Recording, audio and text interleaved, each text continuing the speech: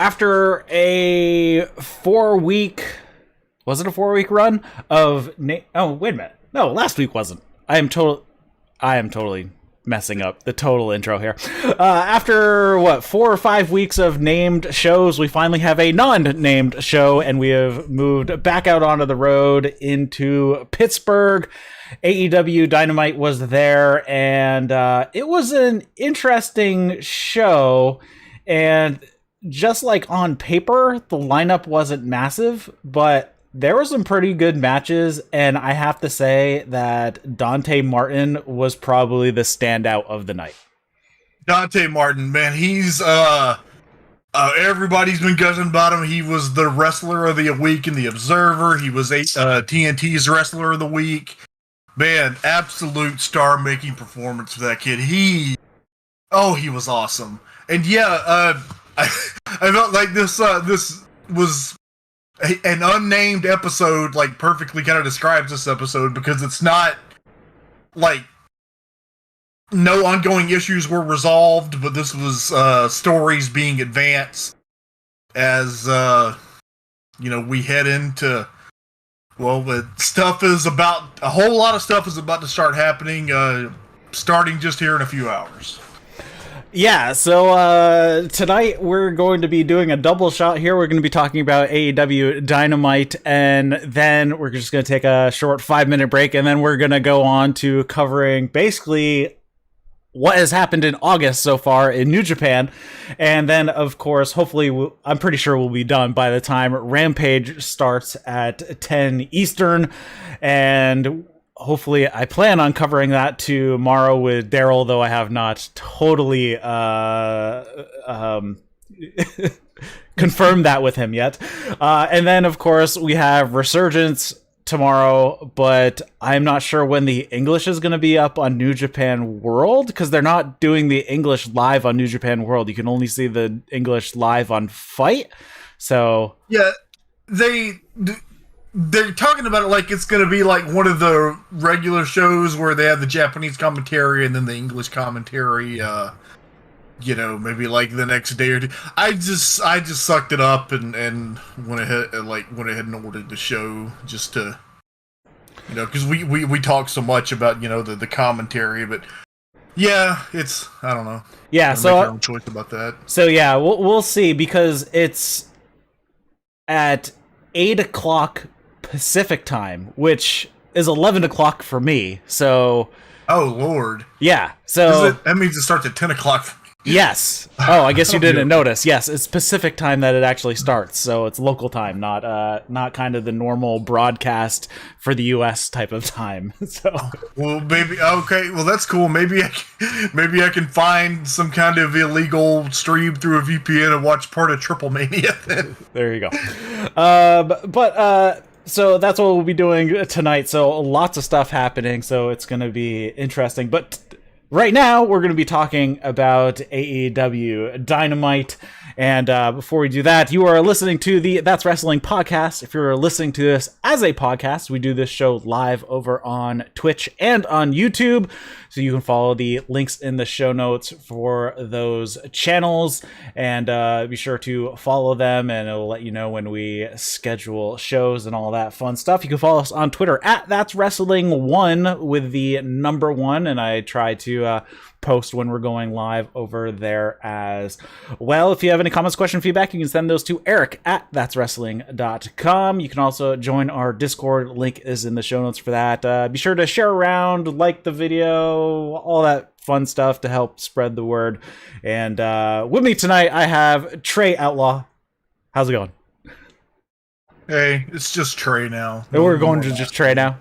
Yeah, it's all caps, like Kenta. Just Trae. Yeah, you can follow Trae at Wrestleism. Yeah, at Wrestleism. Right. And I'll get at the end, but wrestleism.substack.com. I just launched a new blog newsletter type thing. Started with a review of this Dynamite that some people have said positive things about my writings. So planning on doing some more of that. So yeah, wrestleism.substack.com. Go subscribe to that, please, and thank you. All right, so this show was on the road August 11th, 2020 in Pittsburgh, Pennsylvania. And during the intro, right, they mentioned that it's going to be Christian and Kenny Omega at All Out. And I'm like, yeah, it was what? It was during the entrances for the first match. But yeah, that yeah, that was when they announced it. And I don't know, I didn't really think much of it at first, but we'll get to what happens. Yeah. So it kicked off with MJF. He's cutting a promo. He's talking about that he's beaten Jericho twice, and he's having fun watching Jericho go through the labors, and it is made for great TV. He talks up Wardlow a bit, and then he says, let's just say if you manage to beat Wardlow and you get to me, you're going to find out that I'm not just better than you. Or did he cut that later? Yeah, sorry, that was a different one. He said, I'm better than you and you know it. And Wardlow says, I'm definitely going to beat him. And MJF backhandedly says, oh, like you beat Cody in the cage? Oh, yeah. That was some shade. There's static here. Man, one day Wardlow is going to turn babyface and it's going to be so awesome. Yes, I'm kind of looking forward to that. I've listened to him on Unrestricted and whatnot and podcasts, and he's a well-spoken dude. He seems like a really nice guy, and I think he could be a pretty awesome face. I just kind of thinking about it when I think of how I would book the AEW World Title long term. My next 3 champions would be, of course, Adam Page has to beat Kenny Omega. I think when it's time for him to lose the title, he loses it to MJF, and then you get the Wardlow babyface turn. Yeah, I wouldn't be surprised if that's the direction they go. I mean, MJF getting the title in the end of 2022, maybe even early 2023. Yeah, I think that'd be a... I kind of take for granted that both of these guys are future world champions. Yeah.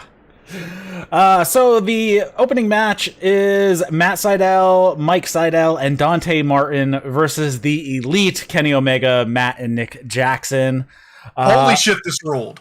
This was awesome. One thing I do have to say, in Pittsburgh, they had the ramp was camera right to the hard cam. And for some reason, they had the heels come out of the right entrance instead of the left entrance. Is that also... Somebody pointed out during one of the matches that they were in the wrong corners. I pointed that out as well. There was a match... I don't know which match it was, but there was a match where they set up in the wrong corners as well. Normally, it's the back left, front right, and they switched it, and they were in the front left, back right. It was really weird. I think it was the Good Brothers and Dark Order match. I think it might have been. It was just weird. Yeah, that was weird. So just something, I don't know why they had it that way. As far as switching stuff when they have stage right, I mean, sometimes you end up with stage right versus stage left, which is fine, but why did they swap everything else? It makes no sense. They've done Dynamite in that building before, and I don't remember it being backward. Yeah, this is the first show I remember being stage right, which is kind of weird. It's weird. Anyways, Matt started off. Sydal gets a 2 count after a standing twisting senton. Plenty of crowd heat for the Elite. Massive boos for them. We see a fake out triple dive from the baby faces, and then they just launch Dante onto the Elite on the outside on the ramp. The Elite beat up Mike Sydal a bunch, and then Matt gets a hot tag, hits everyone with kicks, Fisherman Buster on Matt Jackson for 2. Omega breaks up a submission attempt, hits both Sydals with Snapdragons, and then Dante flips out of a Snapdragon attempt, avoids Kenny, and gets the tag, and hits everybody. Dive on Kenny on the outside. Okay, so Dante hit a springboard Rana from the top rope to the floor on Kenny Omega. Springboard Rana does not do this justice. This was a Dragon Rana Suicida. And the only pair of wrestlers that I have ever seen pull that off successfully were Rey Mysterio and Eddie Guerrero. Well, you can't do it if you're heavy, because you will kill the person you're landing on. Yeah, that just... Oh, if you've seen it, and if you haven't, it's one of the greatest matches of all time. Rey Mysterio and Eddie Guerrero at Halloween Havoc 97, they do this spot, and it's awesome. And man, you mentioned it, but the point earlier in the match when Dante was about to dive, I guess, the Elite stepped back to the foot of the ramp so they would be just out of range of dives from the ring, and the Sydals used the ropes as a freaking slingshot. Just like sling Martin like over the airspace into the Elite. That was awesome. Just Dante Martin had absolutely a star-making performance on this show. Like he's really the kid. He's 20 years old. Yeah, and then after he does this, he gets back in the ring. But how he gets back in the ring, he goes from the floor through the top and middle rope. Like, he didn't even touch that. Yeah, he just planted his hand on the apron, and he just whipped his feet up through the top and middle rope. It was insane. And then he goes straight into a springboard moonsault press onto Matt Jackson for a 2 count. We get a breakdown. Everybody gets their stuff in. Kenny ends it with a V-trigger, a crazy Yushigoroshi variant, and then a massive V-trigger. Dante flips out of the one-winged angel, hits a Pele kick. Kenny then comes back with a V-trigger. Dante flips out of a Tiger Driver, but gets hit with another V-trigger. And then Kenny hits the one-winged angel. Bucks take out the Sydals with super kicks, and then they hit a BTE V-trigger on Dante to get the win. So Dante looked awesome, even though they did pin him here. They beat the crap out of him with hitting him with the one-winged angel and then the BTE V-trigger to cap it off. Yeah, I didn't really think about this, but some people were kind of discussing on Twitter the idea that, you know, was Omega concerned that with Dante Martin being that on form, that the one-winged angel wasn't going to put him away, so he did the V-trigger as a safety precaution, so to not, you know, embarrass his hold? I don't know, but I thought it was an interesting idea. Yeah, I took it more of they just want to make an example of him. That's kind of been the Elite's MO lately. Uh-oh, I think I might have lost track. Oh, there you go. We're back. Yeah, am I back? Yes, you're back. What was I saying? Yeah, the Young Bucks bio today was something about, Dante Martin was perfect for taking our new finisher. What new finisher? We've seen that before, haven't we? The BTV trigger? I wouldn't be surprised, but I don't know. It felt like something that I hadn't seen before, so if we have, it's probably been a long time. Probably. I'm pretty sure we've seen it before, but I mean, I could be wrong. They've done so many wacky finishes, the 3 of them, so, you know, they got a zillion finishers. Anyways, after this, we get interesting. Tony goes down to the ring. He starts talking. Don Callis grabs the mic immediately, which is now a running joke that Tony never gets to hold the mic for anybody. Don says, Pittsburgh, you've never seen a winning team like this before. And then Christian's music hits. Don says, oh, look, it's Christian Cage, the Stamford Stooge. And Don says, you look a little outnumbered. Jurassic Express music's hit. They come out. And then they go to commercial. This is the worst commercial placement ever in AEW history. No. Oh, my God. I was like, what? Oh, my God. You go to commercial teasing a promo when the guys are walking to the ring. What? Like, that was so ridiculous. Yeah, this has never happened in AEW history. I know. I was very put off by it. Yeah. Anyways, they come back. When they come back, Tony has reacquired a mic. He says that now they're all joined by all the number 1 contenders, meaning Christian and for the AEW title and Jurassic Express for the tag titles. Don says that we're very happy Christian is getting this match. And hey, Christian, you have one of the best finishing moves I've ever seen. I can't wait for Kenny to kick out of it. In 3 weeks, you're going to get the 5-star match you've always wanted, which is a great little meta line right there. And kind of funny, he wants it to go as far that Kenny actually gets hit with his finisher. Had the same thought. Christian says, are you finished, you carny piece of shit? Oh, I have to say, they got 3 shits in the first hour and another one in the fourth. They got 4 shits on this show. And they still won't let Chuck Taylor say it. He said, sorry, what I should have said since we're in Pittsburgh. Are you done, you carny jagoff? And says, yeah, the match is set for the most important belt in the business, but Kenny, I noticed you have more than one belt.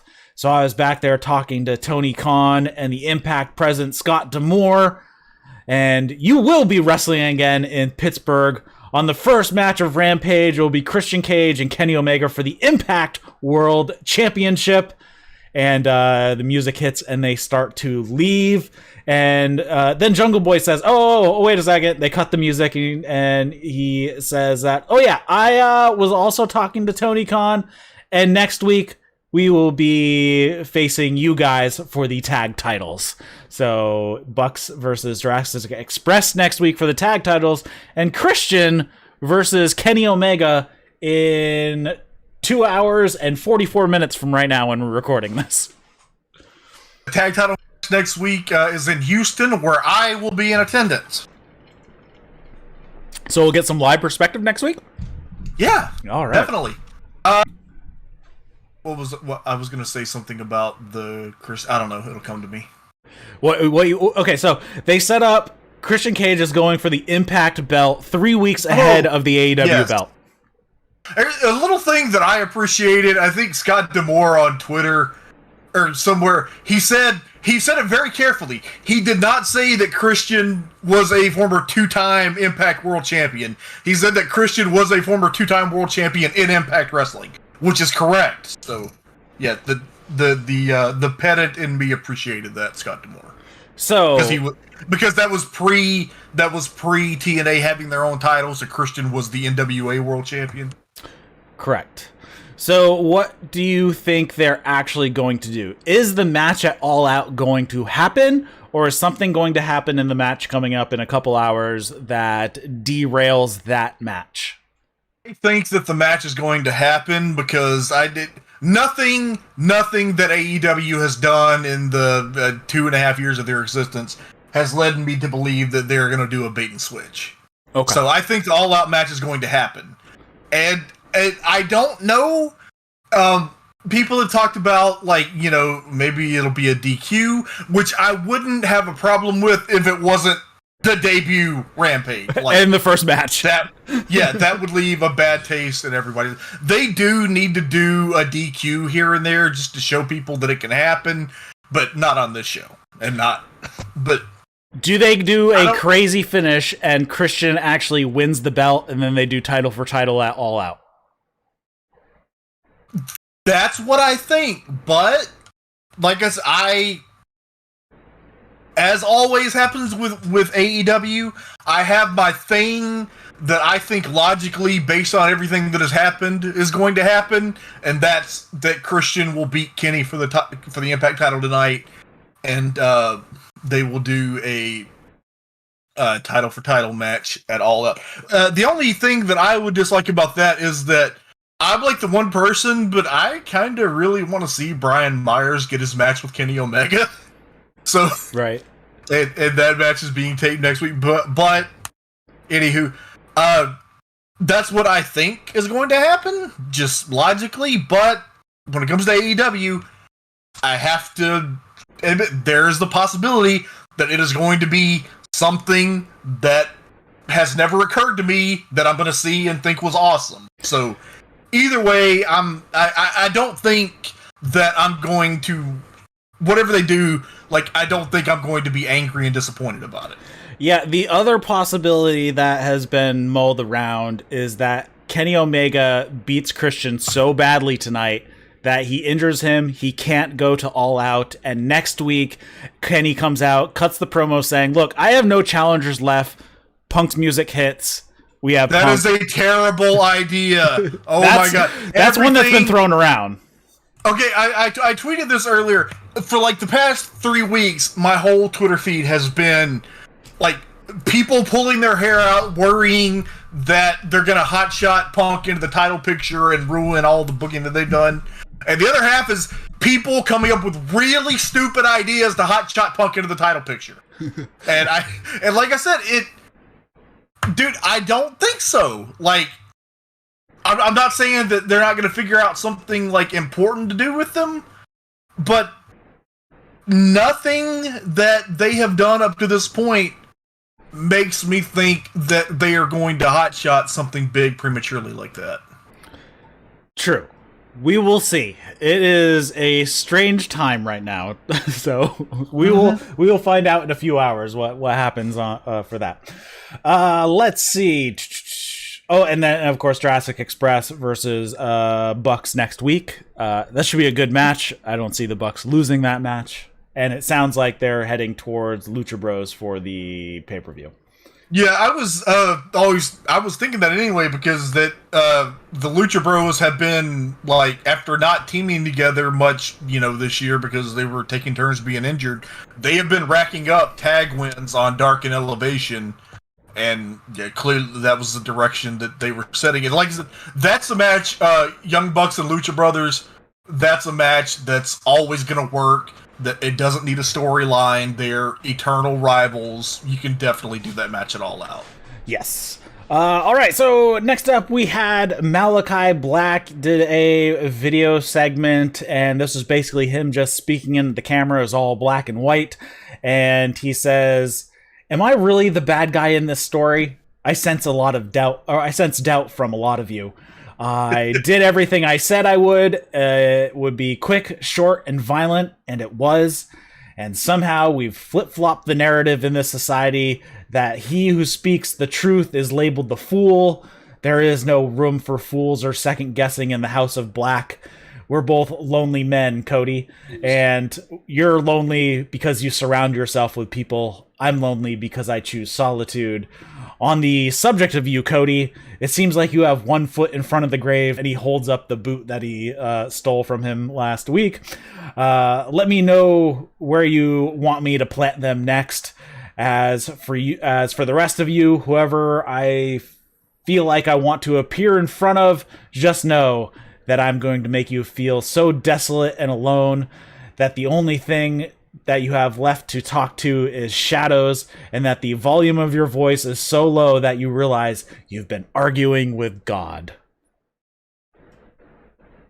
So my main this was fantastic. I really liked it. My main takeaway is that I hope the deal is that Malachi Black is going to wear Cody's boot and knock people out with it until Cody returns. That would be pretty awesome, but I'm sure that would be very awkward. Cool, since you weren't on last week, Daryl and I were debating about the black eye. Does Malachi Black put it on as because he has some sort of dysmorphia and is going crazy? That's an interesting idea. Like, so he manifests the black eye by putting it on because he has a dysmorphia about it being there or not being there. Yeah, I think so. Because you're right, and this is a terrible example because it was like a failure of an angle. You remember when Kane unmasked? Mm-hmm. The thing that they kind of got, that was the deal, was that he wasn't really burned. He just he had, you call it dysmorphia, that he thought, he thought he was burned. And that, take away everything else from that storyline, that part was pretty good. Yeah, that was a good idea. It was just executed horribly. Right. I think that. So yeah, I just kind of had thought of it as a continuity thing. But I actually think that idea kind of, I don't know. I like it better because there's a little more thought into it. So Yeah. I hope that turns out to be the case. Then next up, we had a Miro video, and he says, as a hot and humble man, I spend my life serving my vengeful god and pleasing my perfect wife over and over. Last week, when Lee Johnson challenged me, I was called to forgive. After I beat the shit out of him, I did just that. But the rest of the locker room, you're afraid, you're scared. You say in interviews that you love AEW and that you would die for it. Well, here's your chance. They tricked Lee Johnson into facing me. Now they bribe my next challenger with a contract if he can defeat me. Fuego del Sol this Friday, Rampage. Then he says something about pain that I could not tell what he said. And then he says, this is the word of the Redeemer. I have no idea what he said right there about pain. It was something. I rewound it like 6 times. There was also Miro posted a promo on Twitter like within the last hour, and I retweeted it and posted it in the chat. You should all go look at that. Miro is the greatest. And that's my review of this segment too. Miro is the greatest. Jay says Miro is on fire. Yes. Yeah.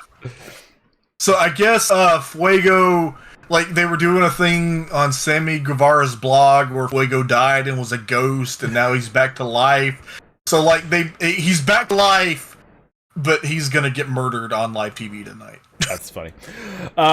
Next up, we have The Rock's wife, Danny Garcia. I'm just kidding.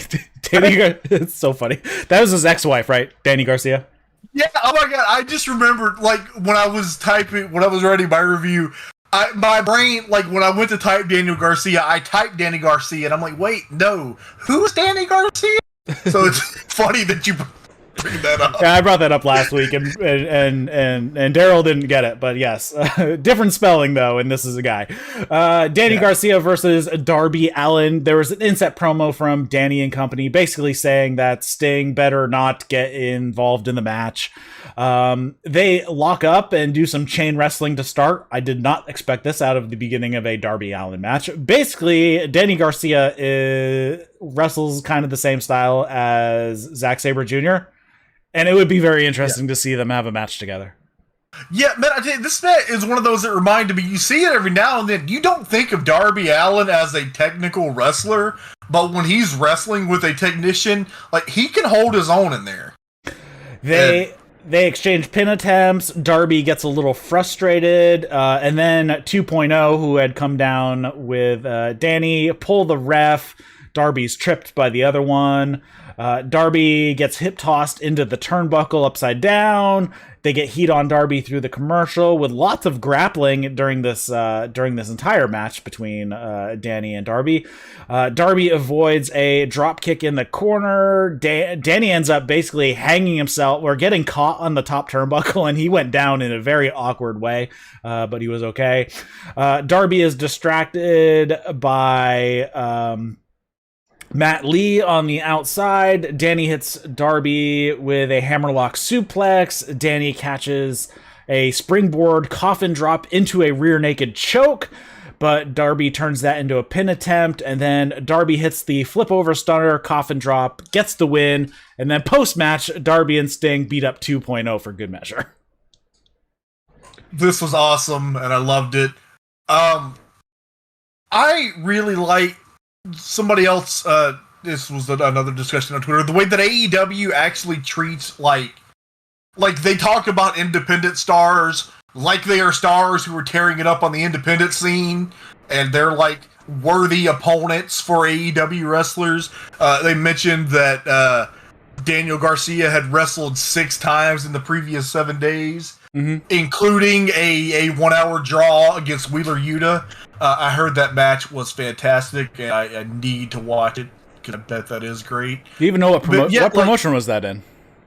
It was the IWTV, the Internet Wrestling.tv. It was their show.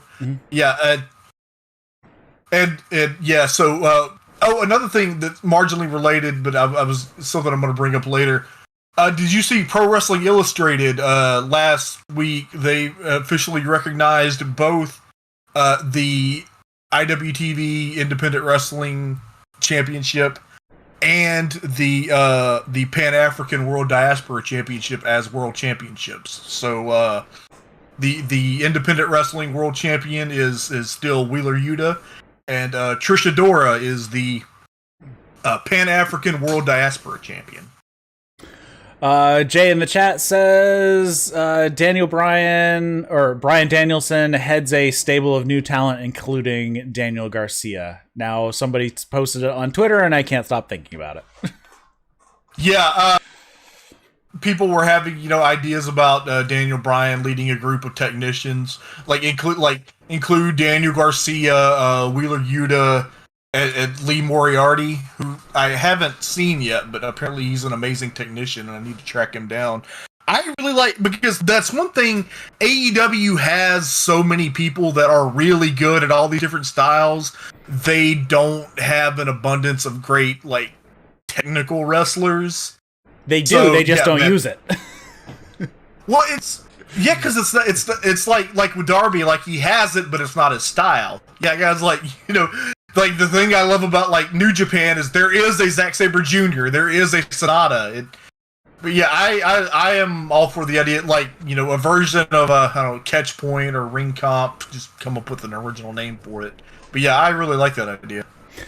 Next up, we had Death Triangle. They're finally all together after all the travel issues they've had. Phoenix says, "You see what Andrade is trying to. We see what you're trying to do, Andrade." Penta says, "I want him first," and Pac says, "Don't worry about Andrade. Let me worry about Andrade. You need to focus on the AEW Tag Team Championships, Andrade." The reality is this: we don't know you, we don't like you, we don't understand why you're obsessed with Death Triangle. If you have a problem with what I'm saying, I'm easy to find. One thing in this, Penta went on in Spanish for a while. Alex did not translate, and I heard later that part of what Penta said was along the lines of, "Go fuck your mother." It's fantastic. I know a lot of people have been kind of critical or underwhelmed by Andrade and his post WWE run so far. But man, and I think we'll know. I think we'll know if he's got it on Saturday, because he's wrestling Omega for the Mega title. Mm-hmm. But Pac against on-form Andrade sounds fucking awesome. Yeah, and that match was finally set for... So that's the one match that we actually have for Double or Nothing that is set in stone, is Pac versus Andrade at All Out. Yeah, you said Double or Nothing. I said Double or Nothing, now I'm saying All Out. You said Double or Nothing. I know. Well, the Kenny Omega and Christian match is official, just people are convinced that there is going to be a bait and switch. I don't think there is. All right. Next up, we had Best Friends, sort of, Chuck Taylor, Orange Cassidy, and Wheeler Yuta versus... Is Best Friends now just a stable instead of just a tag team? I think so. I don't know, sort of the tag team of Chuck Taylor and Trent are best friends, but also the stable as a whole is best friends, I think. Have you been watching Being the Elite lately? I have. Not tons have happened on it. I know, but the little segments when they're Wheeler Yuta and Chuck Those Taylor and Orange Cassidy and Kris Statlander are in the hotel, watching tape and critiquing his matches, and he's watching tape of him getting pinned, and Chuck is like, "You see that? That's where you messed up. When you get pinned like that, you got to get your shoulders off the mat." And he was like, "I was trying." Unfortunately, Trent just had spinal fusion, so he's going to be out another 11 months if he does come back. Chuck Taylor, Orange Cassidy, Wheeler Yuta versus Matt Hardy and Private Party, Mark Quinn, Isaiah Cassidy. And this is, Jay said this was the match where they were backwards on their corners. Oh. Orange Cassidy starts it off with Hardy. Matt Hardy slaps Orange's hands away when he's trying to put him in his pocket. So he grabs Hardy's hand and sticks it in his pocket. Hardy then hits a side effect, and Orange Cassidy does a slow roll to the opposite corner to avoid the leg drop off the second rope. Best friends toy with Isaiah for a while. Hardy family office get the heat on Wheeler for a while. Wheeler eventually hits a double top rope drop kick. We have Statlander and Bunny have an issue on the outside. Nyla runs down and trucks over Statlander from behind. They have the next match coming up, so preemptive strike from Nyla here. Jack Evans attacks Orange Cassidy on the outside behind the ref's back. So I'm guessing those two are going to have a match soon. Chuck Taylor takes out Private Party. Orange Cassidy hits an around the world DDT on Matt, then the diving DDT, or then does a dive to the outside. Wheeler hits a splash off the top for a 2. Blind tag from Isaiah. He hits Wheeler with a splash. Private Party hit Gin and Juice. Orange Cassidy breaks it up, hits him with hits an orange punch. Matt Hardy runs out, throws Orange Cassidy out, and then hits Wheeler Yuta with the Twist of Fate, and the Hardy family office get the win. This match was fine. It was a little all over the place given the 2 run-ins, and yeah. Here was that Wheeler Yuta is looking for his first win on Dynamite. So, he takes most of the punishment, including the heat during the commercial break. You gotta have all your heat during the commercial. I tell you, if they want Rampage to have its own distinct identity from Dynamite, they should have some matches where the heat actually happens on the show. I think that'd be, cool and novel. But anyway, and then they kind of sold the finish as, Hardy getting lucky and stealing one from Yuta. And this is just, wild speculation and fantasy booking on my part, but we've had a lot of outside championships defended on AEW. We've had the IWGP US title, and we're having Impact titles and the NWA Women's title. Wouldn't it be cool if Wheeler Yuta got his first on Dynamite, defending the Independent Wrestling World Championship against Matt Hardy? Is he the current champion? He is. I just said this about 5 minutes ago. Oh. Yeah, he is the champion. I didn't know that was a championship match. I'm sorry. All right. So yeah, the match was fine. Just got a little clunky with the excess, and of course we have Kris Statlander and Nyla Rose. This is the next match, so that preemptive strike. Well, I'm sure we'll have Orange Cassidy and Jack Evans. Where is Orange Cassidy going to get his singles match with Kenny Omega?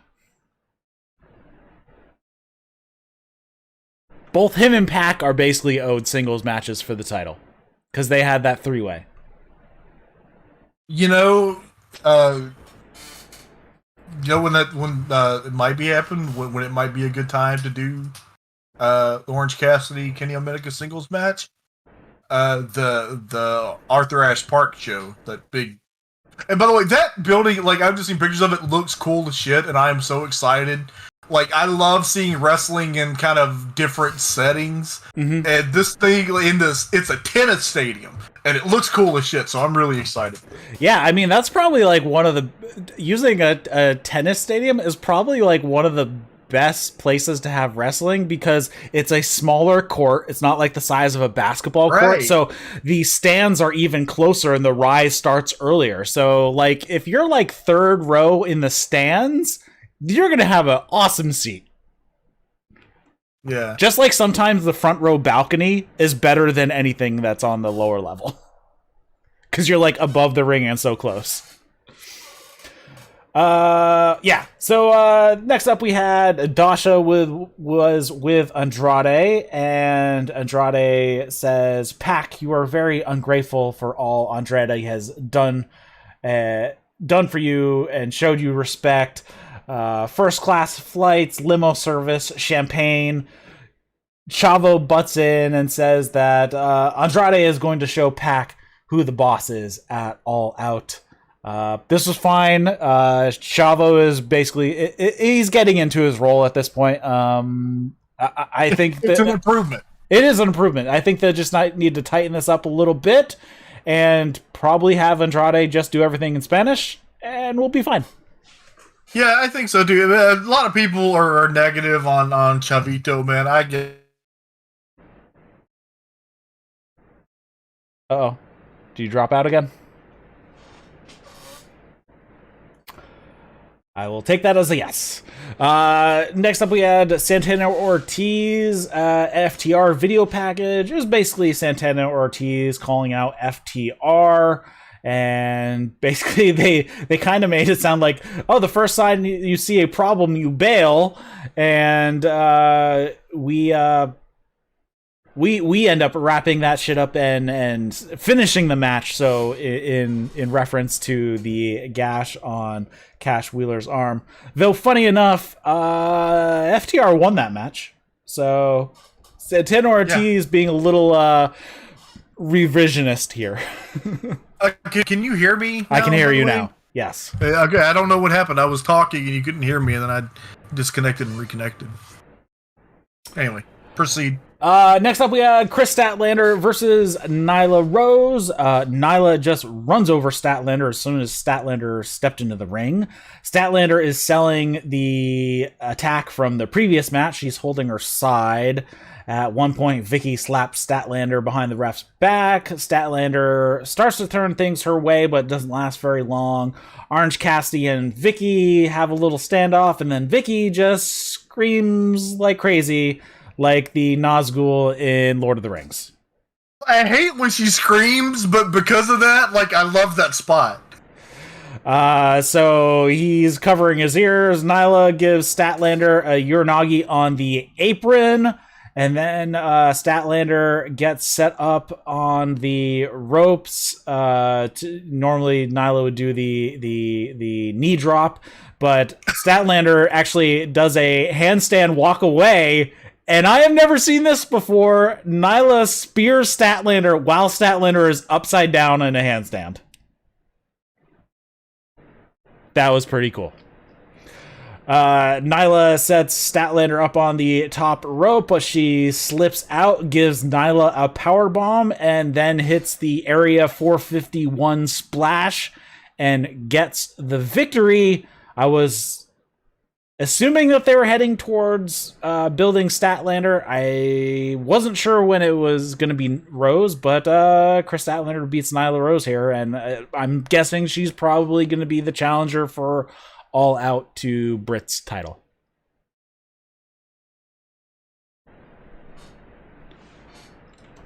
And I'm not sure if I've lost Trae again. Man, I don't know what... Can you hear me? I don't know can what hear the you. deal. Okay, yeah. Anyway, this match was short, and that made it better than their last match. All right, I will disconnect and reconnect into our Discord as well. So hold on. Disconnected and reconnected while it goes. Yeah. Maybe. All right. So next up, we had a Bucks promo. They're out back playing basketball again. Bucks say that they're the best, and beating Jurassic Express is as easy as a layup. So Nick goes for a layup, and Luchasaurus flies out from the edge of the camera and blocks it. And he then puts on a nice block to Matt. Jungle Boy dunks the ball, and then Nick starts yelling, "That was a foul!" And Brandon's like, "No, I saw that. That was all ball." And Nick is like, "Shut up, Brandon!" Brandon Cutler deserves some kind of special service award. He is the greatest stooge.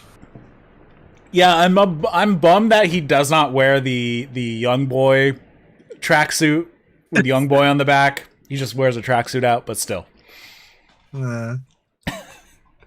Britt and Red Velvet video basically just hyped up the championship match that's happening tonight. There wasn't anything overly exciting about it. Yeah. Next up, we had Tony introducing Britt Baker, and the crowd goes crazy for Britt Baker. She is pretty much the biggest star in Pittsburgh. Tony says Friday Night is also in this building, and you're defending your title against Red Velvet. The crowd boos when Red Velvet's name was uttered. Britt says, I can't relate to Red Velvet because I've always been on top of the division, And I have to say, I'm the champ that Pittsburgh deserves. She basically cuts a total babyface promo here. Then Red Velvet runs down, attacks her. They have a pull apart. I am super confused on what they're trying to do, because I figured this was the perfect place to push Britt back towards the heel side. But it was like babyface all the way. Think that they know that absolutely no matter what they do, Red Velvet's going to be the heel in this match, so they... Well, the solution to that is not to have the match with Red Velvet. And you still have problems. I'm looking at the connection. My connection is solid. Oh, wait, I just dropped on the voice connection, which is very strange. I think we might actually have a problem with our Discord at the moment. So that is what it is, and hopefully we'll get back in 2 seconds. Hopefully you're still there. Yeah, I am. Okay. Okay, so it might be on the server side that we're having the problem. Might be. So anything about Britt? You cut off when you were talking about Britt. She was a gigantic star here, and it was awesome. And I loved Red Velvet. I just from like watching her from being one of those, interchangeable dark crew jobbers to becoming like actually really maturing as a worker and developing like a personality, and like she's great. And I think that this match is really going to deliver. I hope so. Because that would be a bummer for the main event of the first Rampage if it is not a good one. A couple of weeks ago on either Dark or Elevation, Red Velvet had a match with Julia Hart that was like as good a 5-minute match as you will see anywhere. And Julia Hart she's like 19 and has had, I don't know, 6 matches. I don't know. She's probably had a few dozen matches.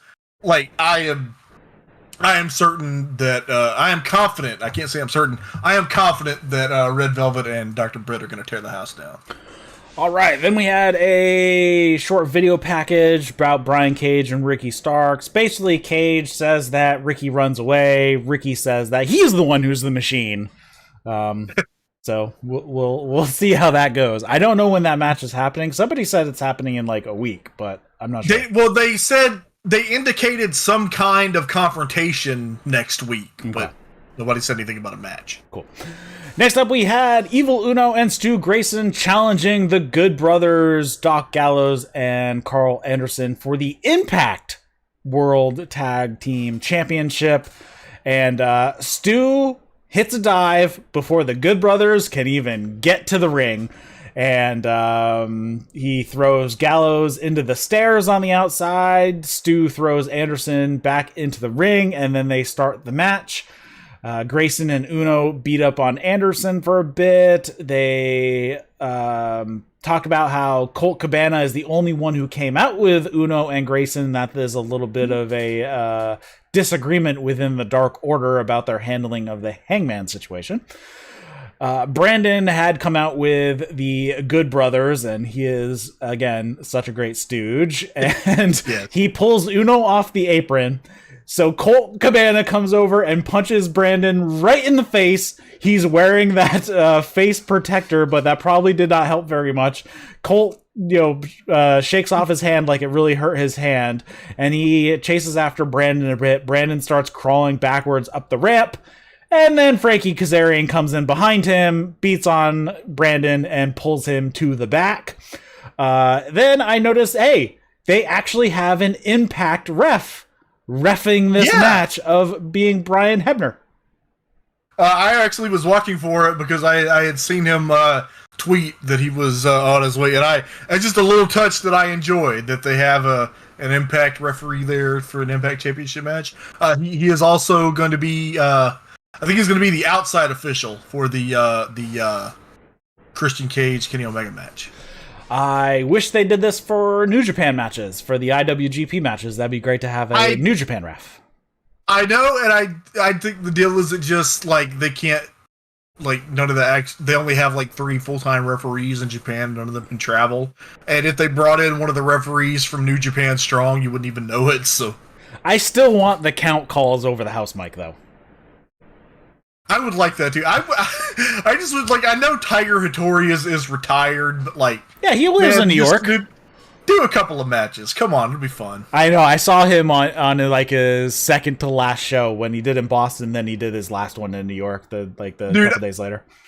I was at the Ring of Honor show in New Orleans, the one where they had the Kenny and Cody match, and I was just kind of like in the area, and I just run into like, and there's Tiger Hattori and Rocky Romero, and I'm like, oh hey, what's up, Rocky? Oh hey, Tiger, can I get a picture? I was so excited to see Tiger Hattori that I completely no-sold Rocky. Anyways, so Good Brothers beat up on Uno for a while. Uno hits a flying head scissors to get a tag to Stu Grayson. Grayson uses Anderson's shoulder to step over him, then to hit a swinging DDT on Gallows. That was awesome. I have to say, Grayson also had like the performance of the night as well, just slightly behind Dante Martin. Stu Grayson is amazing. He has those like all the time. Yeah, Stu Grayson is amazing. You know what? Like, that's a dude that you put against Miro and them have like a 10 or 15 minute fight before Miro beats him. Grayson hit this awesome springboard corkscrew senton. Gallows has to break up that pin. We get double teaming from Stu and Uno. Assisted overhead throw on Anderson into Gallows sitting in the corner. They hit the Cannonball 450 splash combo on the Good Brothers. Uno prevents a magic killer on Stu. Stu throws Gallows outside. Then then he actually throws Stu out onto Gallows. Flatliner from Uno onto Carl Anderson. They set up for fatality, but Gallows throws the belt in the ring to cause a distraction. Grayson gets wiped out. Anderson hits gun stun on Uno. Then the Good Brothers hit Magic Killer and pick up the victory, retaining their Impact World Tag Team Championships. I thought this was a really fun match. I did as well. And man, I just gotta say, you remember like how everybody felt about the Dark Order for like the first year of AEW? Uh-huh. Basically until Brody showed up. Yeah.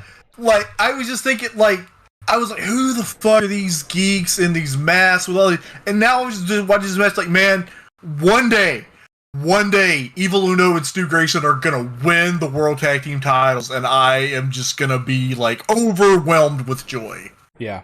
Those two are hilarious, too. Listen to them on podcasts and whatnot. It's pretty funny. Yes. Next up, we had a video package hyping Camille versus Layla Hirsch for the NWA Women's Championship on their upcoming pay-per-view. I do have to say, Camille has zero charisma. Yeah, true. I can't say that I have actually seen her wrestle. I've only seen her do the be the heater for Nick Aldis. So, I did though. I have ordered that pay-per-view, NWA Empower, and the reason that I ordered it is that on Twitter, like several weeks ago, there was in a conversation and NWA were tagged, and I said, I will buy that show if Debbie Malenko is booked on that show. And they announced Debbie Malenko for the show, and I am a man of my word. As I said, I would not lie to the man who wrote Bullet with Butterfly Wings. So, yeah. The only thing, it's still like TBD, TBD, TBD across the board on like the wiki page. So, it's kind of funny. Yeah, they're starting to announce stuff now that I think they just announced the card for the anniversary show today, but I haven't even looked at what it was. Right. Next up, we have Tony in the ring with QT Marshall, and he asks for an apology from QT, And QT says, what? You're the one who should be owing me an apology. Like, you want me to apologize for dumping that protein shake over your head? No. But, but I am going to apologize for what we're about to do to your son. They pull Tony's son into the ring, out of the crowd. They beat him up, hit him with the diamond cutter.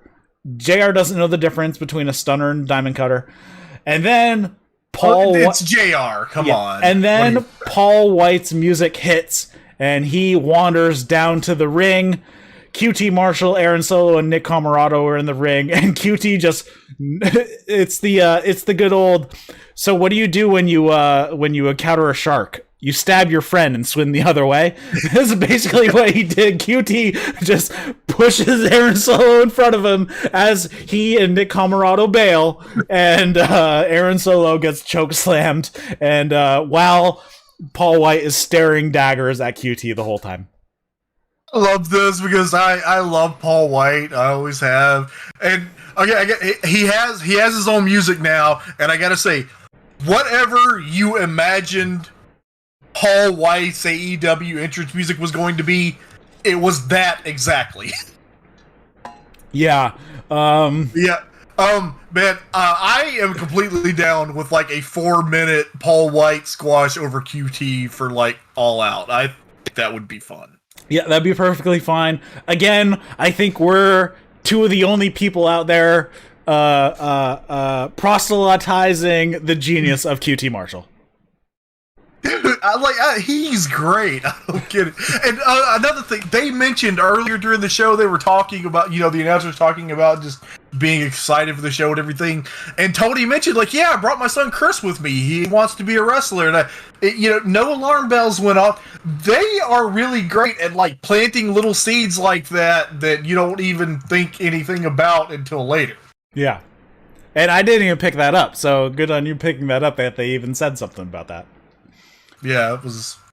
I did love the little details like that, man. And Kris Shivani, I guess, which Shivani is not their real name, but I guess why wouldn't you use the name Kris Shivani if your dad was Tony Shivani? I gotta say, this is just a random aside, but it irritates me that name is so hard to spell, because ever since AEW started, I feel like if I was reviewing old WCW, I would just write Tony.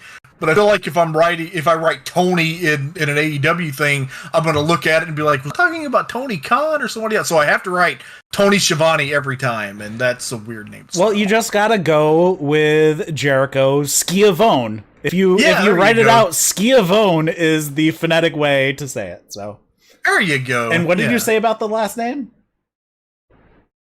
That's his last name. Well, maybe I'm thinking about somebody else that had it. Yeah. I don't know. Is that his last name? Yeah, that's his real name. His name is Noah Anthony Schiavone. Yep. Went to James Madison University. Didn't know that. They run down the card for Rampage. It's all title matches. We have Omega and Christian for the Impact title. Miro and Fuego del Sol, R.I.P. Fuego, for the TNT Championship, and then Britt versus Red Velvet for the women's title. So 3 title matches on Rampage in just over 2 hours from now. They also run down next week. We have the Young Bucks versus Jurassic Express for the Tag Team Championships. We're going to have Sammy Guevara versus Shawn Spears. And then Darby, Allin, and Sting versus 2.0 in a Texas Tornado match. Right after I first moved to Texas, I moved here in the summer of 2015, and so I was at Night of Champions 2015, and I was there for what we thought was Sting's last match, and then next week I'll be there for Sting's next match. Excited for the tag title match. Really excited to see how freaking over Sammy Guevara is going to be in Houston. What is the parameters of a Texas Tornado match? I do not remember. It just means that all 4 men are legal. You don't have to tag in and out. Okay, cool. That's what I thought it was. I just wasn't totally sure. All right, we move on. We had a short video package from AEW Dark. Holy crap. They showed Joey Janela turning on Sonny Kiss, and he gave Sonny Kiss a pile driver on the stage at Daly's place on the edge of the stage. I gotta say that I appreciated this thing a lot because it so the music hits and they start to come out and they're like just at the end of the ramp. And Joey super kicks Sonny Kiss. And I'm like, you know what? Good on him for turning on the guy before the match and not like working a whole match with him and then turning on him. Then we have the fourth labor of Jericho. Chris Jericho versus Wardlow. MJF comes out. His lower third said, enjoying the labors of Jericho. I thought that was pretty good. Jericho starts throwing hands, but Wardlow fires back. Jericho hits the double sledge off the top, and then a code breaker. Only gets a 1 count. Wardlow just tosses Jericho across the ring. Jericho's thrown into the barricade on the outside. I'm gonna say, when Jericho hit the code breaker and Wardlow kicked out at 1, the announcers acted shocked, and Jim Ross noted that he once saw Jericho defeat a dead man with that move. I totally missed that. I never listen to I don't listen to the commentators very much, so dude, I miss all this fun stuff. I got that way for years from horrible WWE commentary that I would just tune the commentary out. And I think it's what started the healing was Kevin Kelly doing New Japan commentary, because like I'm seriously like I just enjoy that so much that I watch all of these like Road 2 shows and tour shows just kind of like to have on as background so I can listen to Kevin Kelly talk about it while I watch out of the corner of my eye. And that, and then you got the really good commentary on AEW, and like all the shows are different too. Like, you know, you got Dynamite, you got Dark where it's Excalibur and Taz bantering. We got Elevation, where it's Tony, Shivani, and Paul White, which is a completely different thing. And then, man, I'm a little leery about this 4-man booth on Rampage, but we'll see. Yeah, I'm hoping they pull Taz from it. They don't need Taz and Jericho on that. I would pull Jericho personally. Well, yeah, unless Jericho's retiring soon. Jericho can be a little much on commentary. True. Anyways, Wardlow runs Jericho into the post a few times, and then back into the ring. He hits a power bomb, and then another power bomb, and then another power bomb, and then another power bomb. He hits 6 power bombs. Jericho keeps getting up, so he hits an F10. And then sets Jericho up on the top rope, but Jericho avoids the casualty of war, turns it into a walls of Jericho. MJF rakes the eyes behind the ref's back, and then Jericho slides into the ring, and he's going to give his diamond ring to Wardlow, but the ref turns around and catches him, and she tosses MJF, and while she's dealing with that, Jericho grabs Floyd from underneath the ring, whacks Wardlow with it, throws it away, hits him with the Judas effect, and the ref turns around and counts the 3, and Jericho has defeated Wardlow in the 4th labor of Jericho. I like that. I love that finish. Finish was fantastic. After the match, Shawn Spears runs down, attacks Jericho. Sammy runs down to take out Spears. Wardlow just throws off Sammy, hits him with a spine buster. MJF runs back down, tears the elbow brace off of Jericho's arm, puts him in the Salt of the Earth armbar. Jake Hager runs down, and MJF and company run off. And then MJF says, You may have made it to your 5th labor, but the stip is no Judas for you. You can't use the Judas music. You have to come out to silence. You can't use the Judas effect, because if you do, I automatically win. And you're going to find out that you've not only just met your match, you've met your successor. Good stuff. Good stuff. That was the end of the show. It was. So I guess they've decided that the deal is that everybody in Houston is just going to sing the song next week, which annoys me because now I got to learn the words. Jericho put him on his Twitter for you.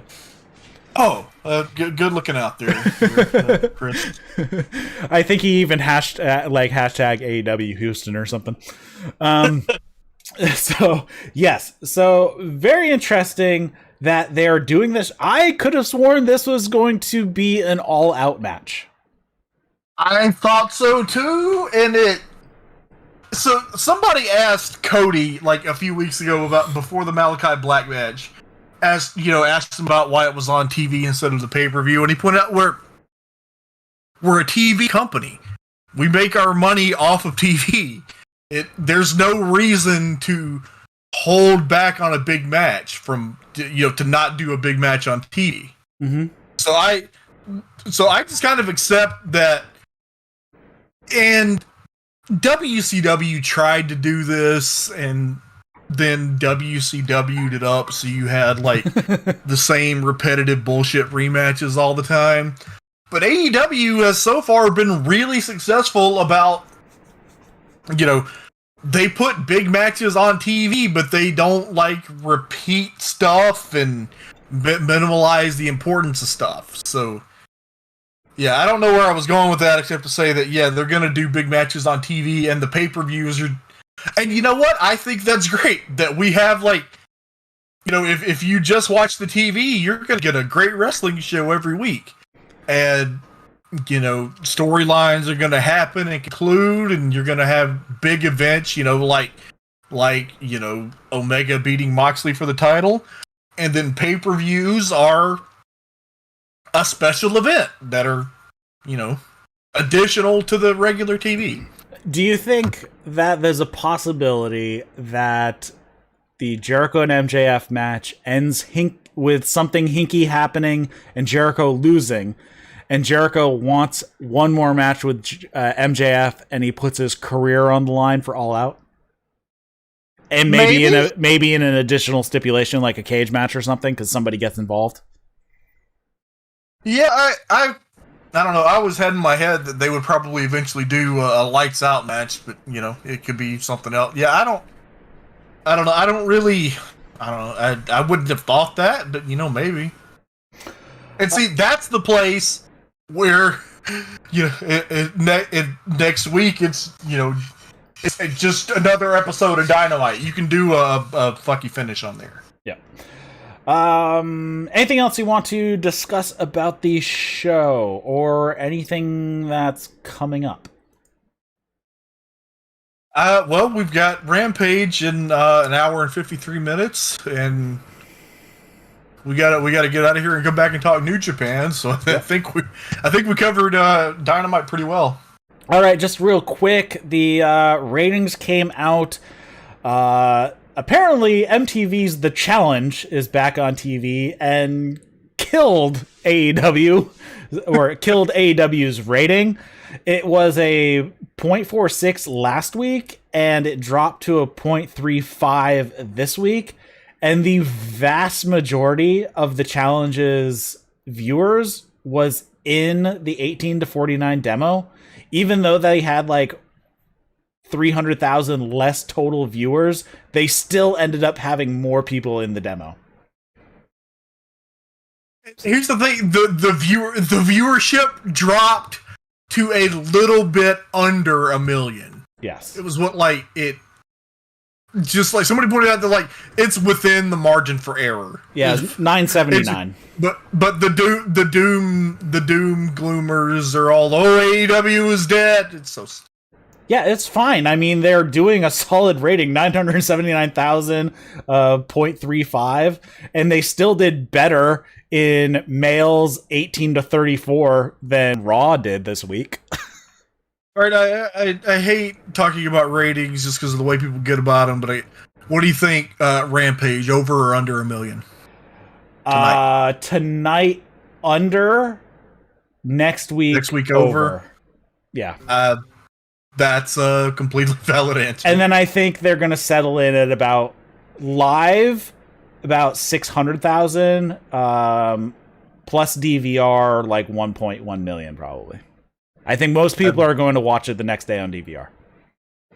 Yeah, I've seen a lot of people say they can't. Not 9 o'clock at night is too late, or well, I guess it's 10 if you're in the Eastern time. Yeah, zone. it's 10 for me. I tell you what I love about this, and Dynamite has really captured the Nitro vibe from like the good period of Nitro.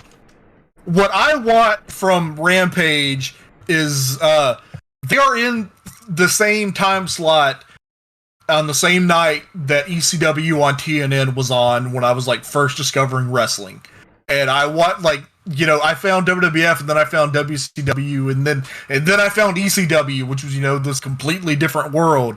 So I'm kind of hoping that they kind of go for capturing the ECW on TNN vibe on Rampage.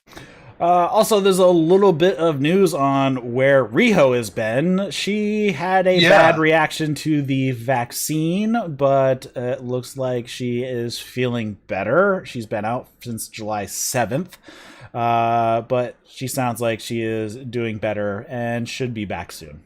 And she's also moving to the U.S. full-time. Yeah, and Emi Sakura's coming. Yes. Is she going to be moving to the U.S. full-time, or is she just going to do a stint? I got the impression, I'm not sure if it was like she is moving here to stay, or if it was just going to be but I got the extent that it was going to at least be an extended a few months. Longer than Ryo Mizunami or Maki Ito were here. All right, so we're going to wrap it up here. We're going to take a short break. If you are watching over on YouTube, you're going to have to head over to the other scheduled event. If you're watching on Twitch, though, you can just hang out and we will be back in a few minutes. Thanks everybody for watching and listening to That's Wrestling. Comments, question, feedback, you can send those to eric@thatswrestling.com. You can follow us on Twitter @thatswrestling1 with the number 1. Leave a review on your favorite podcast app of choice. And if you're listening as a podcast, we do this show live over on Twitch and on YouTube. You can follow the links in the show notes for that. Our Discord is also in the show notes as well. So for Trae, just Trae, you can follow him at WrestleIsm on the Twitter, and we'll be back in a little bit, and we will see you next time on That's Wrestling. See you later, guys. Later.